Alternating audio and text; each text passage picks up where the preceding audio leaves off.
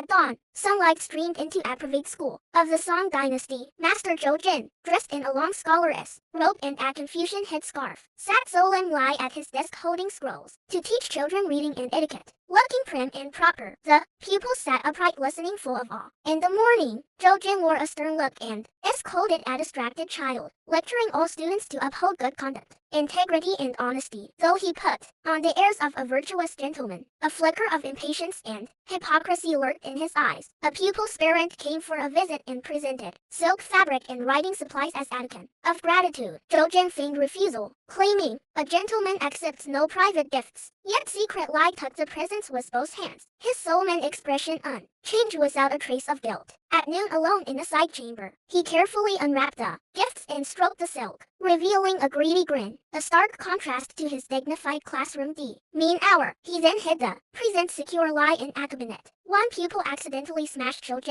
ink slab. He flew into a rage, shouted harsh rebukes, and demanded expensive compensation, completely abandoning his usual lesson of being lenient to others. His hypocritical nature laid bare. In the afternoon, Zhou resumed teaching, still posing as a moral man preaching integrity and freedom from greed. The assistant teacher watched in confusion, sensing his falseness. Passing the side room, the assistant chanced to see Zhou secretly counting the parental gifts and snickering complacently. Realizing the truth, the assistant's expression turned grave. At dusk, the assistant could no longer hold back in public. Lai questioned Zhou over taking bribes and contradicting his own words. Zhou led, stammering incoherent excuses, and his dignified facade crumbled entirely, shocking all the children. Seeing there was no way to defend himself, Zhou lost his solemn bearing, overcome by shame and resentment. Unable to keep up the gentlemanlike pretense, he admitted in public that he had accepted gifts and failed to match his deeds to his words. Moonlight poured